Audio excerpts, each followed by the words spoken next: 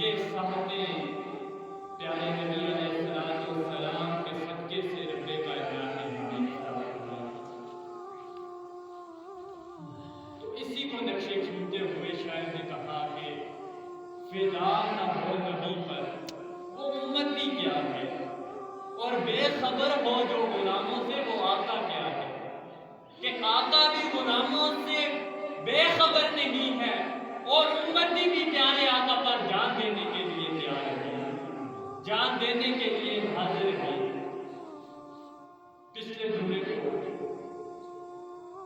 بعض جگہ پہ ایسا ہوا کہ یہ وبائی بیماری یہ بھی ایک اللہ کی عذاب کی ایک صورت ہے۔ تو ایسا ہوا کہ یہ ہمارے شہر میں چھوٹے بچوں پہ ماسک نہ پہننے کی وجہ سے تشدد کیا گیا، جس کی وجہ سے وہ زخمی بھی ہوئے۔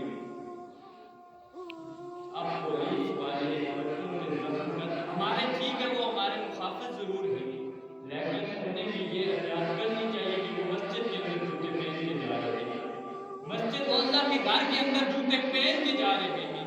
سب سے پہلے تو میں کہتا ہوں یہ کرنا چاہیے کہ جب جلسہ ہوا لاہور میں، مینار پاکستان میں جلسہ ہوا، 11 جماعتیں مل کے جلسہ کر رہی ہیں، ہماری کشمیر سے بھی لوگ ہیں، اب ان لوگوں کو اس جلسے میں نہیں بھیجنا چاہیے، اگر گئے ہیں تو واپسی پہ 14 دن ان کو اندر رکھنا چاہیے۔ حکومت کو تو یہ چاہیے کہ کرنا ایسا چاہیے۔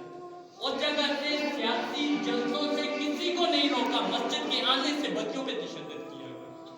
یہ ہمارا ایمان ہے، میں آپ کو اپنا ایمان بتا دوں کہ کتنا مضبوط ہمارا ایمان ہے۔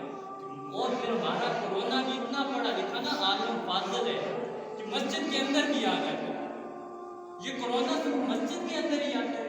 کیا یہ کوئی پیر ہے؟ کیا کوئی یہ اللہ کا نیک بندہ ہے جو بار بار ایک مسجد کے اندر بھی آ کے بیٹھ گیا ہے؟ کیا یہ سیاسی جلسوں میں نہیں ہوگا؟ ہر جگہ پھر احتیاط تو ہر جگہ کرتے ہیں، کیا یہ گزاروں میں نہیں ہوتا؟ آپ جا کے ہمارے گزاروں میں دیکھیں کیا حال ہے، ہمارے چھوٹے چھوٹے بچے بھی گزاروں میں گھوم رہے ہیں، گزاروں میں اسی طرح کا رش ہے۔ تو یہ بھی چاہیے کہ گزاروں کو بھی کم کریں، کے ساتھ احتیاط یہ بھی کریں کہ سیاسی جلسوں میں بھی نہیں رہیں، پھر احتیاط کریں۔ مسجد میں آنے پر بچوں پہ تشدد کرنا یہ کہاں کرنا؟ کیا ریاست مدینہ کا یہی ہم سبق؟ کیا پیارے نبی علیہ السلام نے ہمیں ایسے ہی درس کیا؟ آج تو ہمارا حال یہ ہے نا کہ ہم اپنی مسلمان بہنوں کے سر سے دوپٹے کھینچ رہے ہوتے ہیں۔ میرے نبی کا فرمان کیا ہے؟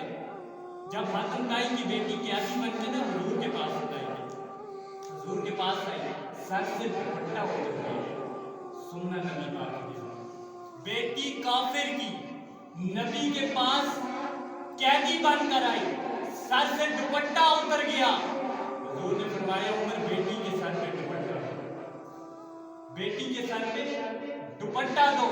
عرض کرنے لگے یا رسول اللہ صلی اللہ علیہ وسلم یہ تو کافر کی بیٹی ہے، آپ اس کے کہہ رہے ہیں کہ اس کے سر پہ دوپٹہ دو؟ حضور نے فرمایا عمر سنو نبی پاک کے دیوانوں، میرے نبی نے درس کیا دیا، فرمایا عمر بیٹی بیٹی ہوتی ہے، چاہے مسلمان کی ہو یا کافر کی ہو، بیٹی بیٹی ہوتی ہے، اگر مسلمان کی ہے پھر بھی بیٹی ہے، کافر کی ہے پھر بھی بیٹی ہے۔ میرے نبی نے تو یہ درس دیا ہے، اور ہمارا کیا حال ہے کہ ہم اپنی مسلمان بیٹیوں کے لیے سر سے دوپٹے اٹھا رہے ہیں۔ ان باتوں کو دیکھنا چاہیے ہمارے نبی نے ہمیں کیا درس دیا اور ہم کس طرف جا رہے ہیں۔ کیا ہمارا ایمان اتنا کمزور ہو گیا؟ کیا ہمارے دل میں ایمان کی اتنی سی طاقت رہ گئی کہ سردی میں ساری رات ہم جا کر فلمیں تو دیکھ سکتے ہیں لیکن صبح فجر کی نماز نہیں پڑھ سکتے؟ کیا ہمیں سردی اس ٹائم لگتی ہے جب اللہ کو یاد کرنے کا وقت ہوتا ہے؟ دیکھیں نا ہمارے ایمان کی یہ کمزوری ہے، ہمارا ایمان کمزور ہو گیا۔ ہمارے نبی نے تو یہ درس دیا کہ عمر بیٹی بیٹی ہے، چاہے مسلمان کی ہو چاہے کافر کی ہو، اس کے سر پہ دوپٹہ رکھو۔ اور پھر فرمایا بیٹی اگر تم ادھر ہی رہنا چاہتی ہے تو محمد رسول اللہ تمہارے باپ ہیں، اور سیدہ عائشہ تمہاری ماں ہے، اور سیدہ فاطمہ تمہاری بہن ہے، اگر ادھر ہی رہنا چاہتی ہے تو تم میرے گھر میں رہ، اگر واپس جانا چاہتی ہے تو میں صحابہ کو حکم دیتا ہوں تمہیں واپس جا کے چھوڑ آئیں گے۔ عرض کرتی ہے یا رسول اللہ صلی اللہ علیہ وسلم بس ایمان کی کیا کی. اب بے ادبی الفاظ نہیں ہیں, اب پیار سے یا رسول اللہ صلی اللہ علیہ وسلم میں واپس جانا چاہتی ہے. نبی کے پاس آ کے واپس کیسے جانا چاہتی؟ کوئی حضور کے پاس جب جاتے تھے نا, حضور کو دیکھ کے ہی نا تو ایمان کی طاقت اس قدر مضبوط ہو جاتی تھی, یا رسول اللہ میں سب کچھ آپ کو قربان کرنے کے لیے دیا. حضور جا رہے تھے, سامنے آئے ابو جہل آ گیا. حدیث مبارکہ کے الفاظ ہیں, حضور کے سامنے راستے میں ابو جہل آ گیا, کہنے لگا او محمد تم ایسا ہے ویسا ہے, برائیاں کرنی شروع ہو گیا. حضور خاموش ہو کر آگے چلے گئے. آگے صدیق اکبر رضی اللہ تعالی عنہ آئے. انہوں نے کہا یا رسول اللہ آپ کو دیکھ کے تو ایسا لگ رہا ہے جیسے چودھری کا چاند پہنچ رہا ہے, دل کرتا ہے آپ کو دیکھتا ہی رہوں. حضور نے اپنا چہرہ عثمان کی طرف کیا, آسمان کی طرف کر کے, اور فرمایا مولا تیرا شکر ہے تم نے مجھے اپنا عکس بنایا ہے. جو بھی دیکھتا ہے اسے اپنی چہرہ نظر آتا ہے, جو بھی دیکھتا ہے اسے اپنا چہرہ نظر آتا ہے. ابو جہل نے دیکھا, اس نے برائیاں کی, اس کو اپنا چہرہ نظر آ رہا تھا. صدیق اکبر نے دیکھا, اس نے حضور کی شانیں بیان کی, صدیق اکبر کو اپنا چہرہ نظر آ رہا تھا. تو وہ بیٹی کہتی ہے یا رسول اللہ صلی اللہ علیہ وسلم میں واپس جانا چاہتی. حضور نے صحابہ کی کچھ صحابہ کو اکٹھا کیا, فرمایا صحابہ جا کر بیل کو چھوڑ کے. اب صحابہ چل پڑے. راستے میں جب نماز کا ٹائم ہوتا تو صحابی رکتے, نماز پڑھتے, پھر آگے کا سفر طے کر جاتے. تو آنکھیں جھکائی ہوئی ہیں. جب سارا راستہ طے ہو گیا, سفر مکمل ہو گیا, دروازے پہ پہنچے, دستک دی, اندر سے ہادی بن حاتم باہر آیا. اور اس نے جب دیکھا اس کی بہن صحابہ کے درمیان میں آ رہی ہے تو غصے میں آ گیا, جلال میں آ گیا, نہ جانے ذہن میں کس طرح کے خیال آنے لگے. اب ہادی بن حاتم نے جب بہن کو دیکھا صحابہ کے درمیان تو غیرت جاگ اٹھی, جوش مارنے لگی, اور بہن سے سوال کیا بہن یہ بتا تو نے مسلمانوں کے نبی محمد رسول اللہ کو کیسا پایا. بہن جلدی سے آگے بڑھی, جا کر منہ کے اوپر ہاتھ رکھا اور ایسے الفاظ کہے, کہا بھائی خاموش ہو جا, رب کعبہ کی قسم میں نے جس طرح میری عزت کی حفاظت مسلمانوں کے نبی نے کی ہے, اس طرح میری عزت کی حفاظت میرا بھائی بھی نہیں کر سکتا, میرا باپ بھی نہیں کر سکتا. فرمایا بھائی خاموش ہو جا, کچھ نہیں کہنا مسلمانوں کے نبی کے بارے میں. اس نے تو میری اس طرح عزت کی ہے, اس طرح تو میرا سکا بھائی بھی نہیں کر سکتا, میرا باپ بھی اس طرح میری عزت کی حفاظت نہیں کر سکتا جس طرح محمد رسول اللہ صلی اللہ علیہ وسلم. پھر پوچھا اچھا بہن یہ بتاؤ, اب غصہ تھوڑا ٹھنڈا ہو گیا, بہن یہ بتاؤ محمد رسول اللہ کے جو غلام ہیں صحابہ, ان کے بارے میں کیا کہتے ہو, ان کو تم نے کیسا پایا. تو کہتی ہے بھائی ان کے بارے میں کچھ نہ کہنا, راستے میں آ رہے تھے, جب نماز کا وقت ہوتا تو یہ رک کر نماز پڑھتے تھے. سارے راستے میں انہوں نے میرے چہرے کی طرف دیکھا بھی نہیں ہے, سارے سفر میں انہوں نے مجھے دیکھا بھی نہیں ہے. اس قدر ان کے صحابہ ہیں اور اس قدر ان کے نبی کی شان ہے. تو وہ کہنے لگا, ہادی بن حاتم بہن سے کہنے لگا اچھا بہن اس قدر تم نے مسلمانوں کے نبی کو پایا, اس قدر اس کے صحابہ کی شان کو پایا, تو تم پھر ایمان کیوں نہیں لے کر آئے. ہمارے ذہن میں بھی سوال آیا نا, اگر وہ بچی جو ہے اس نے مسلمانوں کے نبی کو اتنے اخلاق والا پایا, اتنے ادب و احترام والا پایا, اتنی عزتوں والا پایا, صحابہ کی یہ شانیں پائی, تو پھر ایمان کیوں نہیں لے گیا. اب سامنے آئی, ہادی بن حاتم سے کہنے لگی بھائی میں تو اسی وقت میرا دل کر رہا تھا کلمہ پڑھ کے مسلمان ہو جاؤں, پھر میرے دل میں ایک خیال آ رہا تھا کہ کہیں میرا بھائی کافر ہی نہ مر جائے, کہیں بھائی کافر نہ مر جائے. بھائی میں تو اس لیے آئی ہوں تاکہ تجھے بھی ساتھ لے کر جائے اور محمد عربی صلی اللہ علیہ وسلم کے ہاتھ پر کلمہ پڑھ کے مسلمان ہو جائے. پھر لے کر کے نبی کے ہاتھ پہ کلمہ پڑھ کر دونوں بہن بھائی دائرۃ اسلام میں آئے. یہ تو میرے نبی نے تو اس قدر درس دیا نا, دیکھیں کتنا پیار کا, جب پیار کا درس دیتے ہیں نا تو کافر کے دل کے اندر بھی نا ایمان کی طاقت جاگ ہوتی ہے, اس کا دل بھی صاف ہو جاتا ہے. اس لیے یہ نبی پاک نے جو ہمیں پیغام دیا ہے اس پہ بھی عمل کریں, کیونکہ صرف کرونا ہماری مسجد کے اندر نہیں صرف کورونا مسجد اگر سیاسی جلسوں میں نہیں آتا تو مسجد کے اندر بھی نہیں آتا. اور میں کہتا ہوں اگر مسجد کے اندر آ گیا, ہمیں موت مسجد کے اندر آ گئی, تو اس سے بڑھ کر اور ہے کیا, اس سے بڑھ کر اعزاز اور ہے کیا کہ اگر ہمیں موت مسجد میں آ جائے, اللہ کے گھر میں آ جائے, جہاں پر دیکھیں جس کا گھر ہوتا ہے اس کی ادھر نگاہ بھی ہوگی, اس کی ادھر آپ کا گھر ہے, آپ کی توجہ اپنے گھر کی ہر چیز کے اوپر ہوگی. کوئی گلاس ٹوٹتا ہے تو آپ پوچھتے ہیں شام کو, یہ گلاس تھا اس طرح کا تھا, یہ گلاس کدھر گیا, یہ کپ تھا اس طرح کا تھا کدھر گیا. ہر چیز کے اوپر آپ کی نظر ہوتی ہے, کیونکہ آپ کی چیز ہے نا, آپ کا گھر ہے. کسی آپ کا پڑوسی ہے, اس کے گھر کی چیزوں کے اوپر تو آپ کی نظر نہیں ہے نا, اپنی چیز کے اوپر ہے. اور یہ گھر تو مسجد تو اللہ کا گھر ہے, اس کے اوپر اللہ کی ہر وقت توجہ ہوتی ہے. اور اس کے اندر اگر موت آ جائے تو اس سے بڑھ کر ہو رہا ہے. ہمیں چاہیے کہ ہماری تو ایمان کی یہی ہے کہ ہمیں مسجد میں موت آئے تو مسجد کے اندر ہے. تو یہ کورونا صرف مسجد کے اندر نہیں آیا, اگر سیاسی جلسوں میں جا کر نہیں آتا تو مسجد کے اندر نہیں آتا. ٹھیک ہے, میری بات سمجھ رہے ہیں نا آپ. یہ پچھلے جمعے کو جو ہوا, بچوں کے اوپر تشدد کیا گیا, سنی تاریخ اس بات پہ مذمت کرتی ہے کہ حکومت کو اس بات پر چاہیے تھا کہ وہ بچوں کو سمجھاتے. وہ بچے تھے نا, چھوٹے بچے ہوتے, بچے تو اللہ کی بات کے پھول ہیں. بچوں پہ تشدد کرنا کہاں کا انصاف ہوتا ہے؟ ریاست مدینہ میں اگر مسجد پہ آنے پر بچوں پہ تشدد کیا جائے, یہ کہاں کا انصاف ہے؟ اگر سیاسی جلسوں میں جا کر وہ 13 تاریخ مینار پاکستان میں جلسہ کرنے سے, 11 جماعتیں اکٹھے ہونے سے کورونا نہیں آتا تو مسجد کے اندر بھی نہیں آتا. اور اس کے اندر اس جو جلسہ تھا, سیاسی جلسہ, اس کے اندر ہمارے کشمیر کے لوگ, ہمارے مظفر آباد کے لوگ بھی شامل تھے. آپ لوگ جانتے ہوں گے, آپ کو پتا ہے. میں کہتا ہوں حکومت کو, جیسے میں نے پہلے کہا, چاہیے تھا کہ انہیں بھی 14 دن اندر رکھے, عوام سے نہ ملنے دیتے, تم جلسے سے تم لوگوں سے ہو. یا پھر یہ ادھر سے کورونا خریدنے آئے تھے, کیا خریدنے کورونا گئے؟ اگر لاک ڈاؤن کرنا تو پھر سب کے اوپر کریں, صرف مسجد کے اوپر پابندی, صرف مسجد کے اماموں کے اوپر پابندی نہ لگے, صرف مسجد میں آنے والے نمازیوں کے اوپر پابندی نہ لگے. تو اپنے ایمان کو پختہ کرو, اپنے ایمان کو آپ اتنا کمزور نہ کریں کہ ہم مسجد میں جائیں گے تو ہمیں کورونا پکڑ لے گا. نہیں, اتنا پختہ نہ کریں. آپ یہ بھی تو دیکھیں نا, آپ دن میں کہاں کہاں جاتے ہیں, اگر وہاں سے نہیں ہوتا تو مسجد کے اندر سے بھی نہیں ہوتا. تو اپنے ایمان کی پختگی, جو نبی نے ہمیں درس دیا ہے, جو نبی نے ہمیں پیغام دیا ہے, اس پہ یہ زندگی, ہم تو زندگی کو اپنی مرضی سمجھ بیٹھے ہیں. ہم نے تو زندگی کو اپنی مرضی, اپنے منشا کے مطابق گزارنا سمجھ بیٹھے ہیں. کہ زندگی یہی ہے کہ اس کو ہم اپنی مرضی سے گزاریں. زندگی یہی ہے کہ ہم اس میں بے حیائیاں بھی کریں.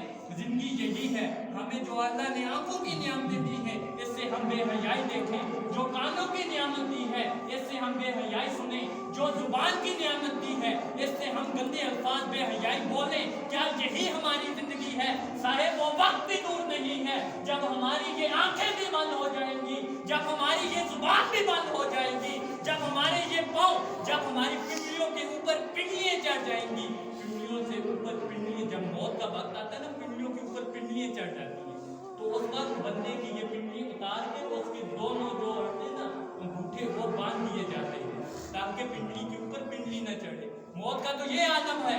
رب کائنات تو ہمیں یہ عکس موت کا دکھا رہا ہے, لیکن ہم نے زندگی کو اپنی منشا کے مطابق گزارنا شروع کر دیا, اپنی مرضی کے مطابق. ہمارے ذہن میں یہ خیال بھی نہیں آتا کہ ہم نے مر جانا ہے, ہمارے ذہن میں یہ خیال بھی نہیں آتا ہم نے اس دنیا سے پردہ فرما جانا ہے.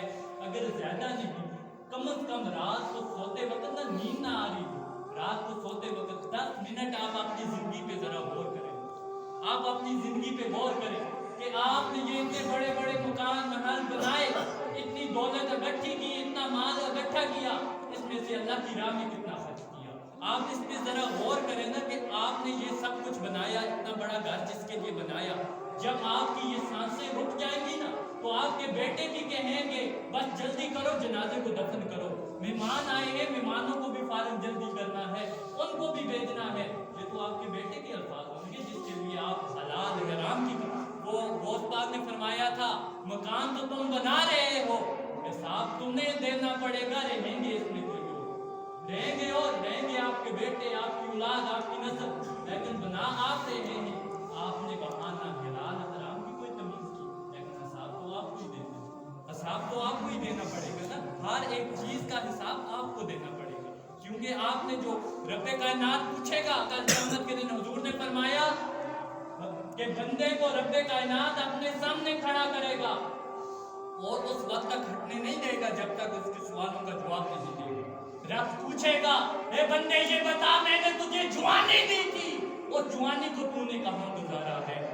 کیا اس جوانی کو تو نے کسی چوک میں گزارا ہے؟ کیا اس جوانی کو تو نے کسی بازار میں گزارا ہے؟ کیا اس جوانی کو تو نے بے حیائیوں میں گزارا ہے؟ کیا اس جوانی کو تو نے غلط کام کرتے ہوئے گزارا ہے؟ میں نے تو تجھے جوانی کی نعمت بھی دی تھی، میں نے تجھے تو ہر نعمتیں دی تھی، ہر مشکلات کو میں نے تجھ سے دور کیا تھا، لیکن تو آج مجھے یہ بتا تو نے جوانیوں کو گزارا کہاں ہے؟ تو نے یہ مال جو لایا ہے اس مال کو کہاں سے لایا ہے اور کہاں پہ خرچ کیا ہے؟ ہر چیز کا رب کائنات کو حساب دینا ہوگا، اور اس کے بعد پھر ہم یہ امید کرتے ہیں، حضور کی حدیث مبارکہ کہ میرا کلمہ پڑھنے والا ہر بندہ جنت میں جائے گا، ہر بندہ جنت میں جائے گا۔ لیکن یہ بات نے ہم نے تصویر کی ایک تصویر کا ہم نے دیکھ لیا کہ کلمہ پڑھنے والا ہر بندہ جنت میں جائے گا، لیکن کبھی اس بات پہ بھی غور کیا ہے جب نجات کا وقت ہوگا، سخت پیاس کا عالم ہوگا، سخت پیاس لگی ہوگی، تو اس وقت شیطان آئے گا، شیطان سامنے آ کے کیا کہے گا؟ کہے گا اللہ کو چھوڑ، دین کو چھوڑ، یہ پانی کی گھونٹ دوں گا، پانی دوں گا، پانی پلاؤں گا۔ یعنی اس وقت ہی شیطان دل میں وسوسے ڈالے گا۔ اگر ایمان اسی طرح کورونے کے ڈر سے جس طرح کمزور ہے نا، اسی طرح کمزور ہوا تو اس وقت ہم کہیں کافر ہو کے نہیں جائیں گے، جنت میں تو وہ جائے گا نا جو کلمہ پڑھ کے جائے گا۔ آگے جو چند بسے ہیں انہوں نے ہمیں آگے نہیں بتایا کہ ہمارے ساتھ کیا ہوا، لیکن ہمارا یہ عقیدہ ہے ہم جنت میں جائیں گے۔ حضور نے فرمایا ہے کلمہ پڑھنے والا جنت میں جائے گا، لیکن اگر آخری ٹائم میں ہم کافر ہو کے مار کے دکھتے ہیں، کیا تصویر کا ہم نے دوسرا رخ بھی دیکھا ہے؟ اگر ہمیں یہ جو ایمان کی دولت، جس کے ایمان کے تذکرے، جس ایمان کا نام ہم لے رہے ہیں، اور آخری وقت میں وہ ایمان ہم سے چھین جائے تو پھر کیا عالم ہوگا؟